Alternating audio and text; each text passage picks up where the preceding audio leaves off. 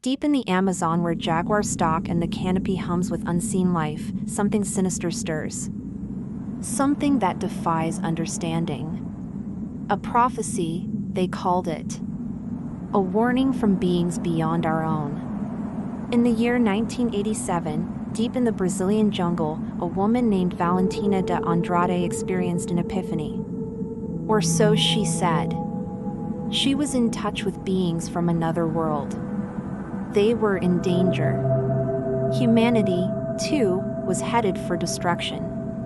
But there was a way to change everything. A chosen few could prepare the earth for a great transformation. A great ascension. She took this message to the people of Altamira, a town accessible only by river and distant from any major city. Here, nestled in the heart of the Amazon, she started preaching her message. Children born after 1981 did not have souls. They were demons. Men who slept with them committed sins against humanity. They must be purged. The earth itself would be purified when they were gone. It sounds insane, but people listened. In time, the town became her disciples. And then the disappearances began. This is the story of superior universal alignment, a chilling tale of fear, manipulation, and murder that forever scarred Brazil. Cults Uncovered, Episode 5. Viewer discretion is strongly advised. Chapter 1. The Messenger from the Cosmos. Valentina de Andrade arrived in Altamira in 1987, and the townspeople welcomed her with open arms. Born into poverty in the rural northeast of Brazil, she had suffered much in her life. At 14, she married a wealthy landowner. But he beat her. So she left him. By the time she met her second husband, a police officer, she was already a mother of 3 and soon gave birth to 4 more. In those early years, she joined a Pentecostal church and trained as a nurse. Then in 1987, things changed. According to her own story, one night while praying, she felt a powerful presence beside her. A being from another world spoke to her. There were 12 of them, living among us, invisible, and they were worried about the state of our planet. He told her they planned to leave, but there were 7 months until Earth would be destroyed. Her mission, if she chose to accept it, was to tell people about their impending departure. She learned later their names: Amar, Iman, Toya, Arcturus, Orion, Sirius, and Pleiades. Together, they were superior universal alignment. Their plan was to ascend into the cosmos with the purest humans. These would be the lucky ones. They would escape the old world and sail to the stars. She wrote about her visions in booklets. Soon, she attracted disciples. The first, Osni de Oliveira, a car salesman. He was also a scout for the Brazilian Institute for the Protection of the Environment, IBAMA. That may seem contradicting, but such was the draw of her teachings. Then came José Carlos Pereira de Castro. He owned several farms in the region, including a ranch where he raised exotic animals. José became her lover and co-leader. He introduced her to the power structure of the area, including the judge, prosecutors, and police. By 1990, superior universal alignment was growing fast. Meetings were held in José's mansion. They involved drumming, chanting, and dancing. Some members practiced ritualistic sex. Others drank a strange brew of a fermented cassava root. All awaited ascension. As we know, cults often seek out vulnerable people. And here in Altamira, vulnerability abounded. Life was hard. The economy was depressed. People suffered. Many were illiterate. Religion offered comfort. God or gods were eager to hear from them. And this place was ripe for exploitation. Then came the warnings.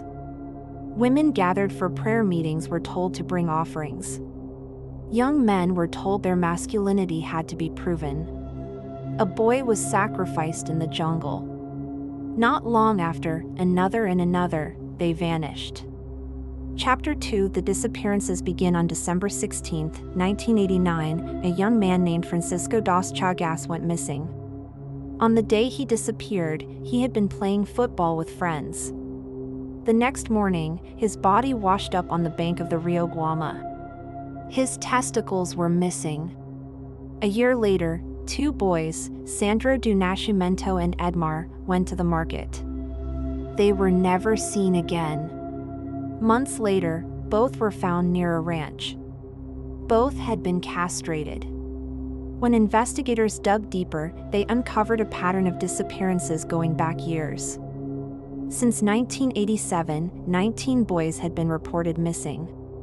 And now 7 more were gone. In Altamira, rumors spread like wildfire. Whispers turned to shouts, suspicion to accusation. Rituals, the locals said. The cultists were performing rituals, sacrificing boys to appease their gods. On April 1993, after years of pressure from grieving families, the authorities finally arrested 2 suspects. José Carlos de Castro and his employee, Paulo de Tarso, were brought to trial. José lived in a grand colonial house with high walls and iron bars on the windows. He was questioned there. When the police entered his property, they found 23 human skulls hidden in a secret compartment. But José simply said the bones belonged to monkeys. His lawyers argued his clients were innocent. Or how could 2 men castrate and kill 19 boys? Surely there were others involved. Maybe dozens. Yet somehow José and Paulo were all that got arrested. This case was unlike anything Brazil had ever seen. The killings shocked the country. The judge ordered José held without bail, but he escaped. Paulo was convicted and sentenced to 250 years in prison. But the mystery deepened. Where was everyone else? Why were the killings still happening? The police eventually tracked José down to a farm outside of town. He was staying with relatives. He resisted arrest, pulling a gun on the officers. He was killed in the shootout. Finally, justice? Not quite. José's conviction was overturned on appeal. But what emerged during the trials provided the missing link. Chapter 3. Trials and Shadows. Both men had followers present during questioning. They admitted to participating in rituals, but claimed José acted alone. They knew little about the killings, only that the victims were unwanted. But it was what they said next that really shocked the police. They identified the true leader. It was Valentina de Andrade. She was the one who wrote the book, the one who passed the word. She even marked which boys would be chosen, the one who said the boys were soulless, demonic incarnations that needed purging. Authorities searched her home and found shocking evidence. They found copies of her writings. The language was coded, but now they understood the meaning. She talked of casting out the Antichrist, of preparing for ascension. They also found occult symbols and photos of blood rituals. As more evidence emerged, the scope of the conspiracy became clear. It reached far beyond 2 lonely killers. Local officials were implicated, even doctors. One of them, Dr. Arthur Paulin, performed circumcisions on young boys. The parents thought he was helping their sons. In fact, he was castrating them. Some victims managed to escape. One boy survived a botched operation. Another fled after catching sight of his own severed penis. The boy screamed, ran to a neighbor and collapsed. The doctor stitched him up, but the damage was done. Investigators also found evidence that the killings continued after José and Paulo's arrests. Fear hung heavy in the air. Was anyone safe? It seemed like the police had a strong case. They had confessed accomplices. They had damning evidence. Yet it wasn't enough. First, Paulo's testimony was excluded. His lawyer argued he'd been coerced and mentally unstable. The judge agreed. Then, astonishingly, witnesses began recanting. More shocking still, the police found another accomplice. He confirmed that the killings were part of a plot to save humanity. But when he was arrested, charges against him were dropped. And who was at the center of it all? Free as a bird, delivering sermons to loyal followers, Valentina de Andrade. Her books were misunderstood, she said. She was a messenger of God, not a criminal. Despite overwhelming evidence to the contrary, she was never charged. Chapter 4: Legacy of Fear. More than 30 years have passed since the Altamira child emasculations shocked Brazil. More than 30 years of searching for answers, healing old wounds. How many boys were killed?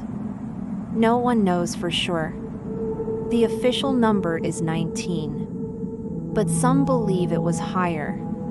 We may never know the truth. For the survivors and the families of the victims, the pain remains. Many former members still live in fear. They dare not speak out. And surprisingly, some still believe in Valentina's prophecy. They see her as a martyr, a victim of circumstance. What happened in Altamira was unique, but it wasn't singular. Today, superior universal alignment is still active. It's abandoned the violence but kept its hatred. Members still gather in small groups.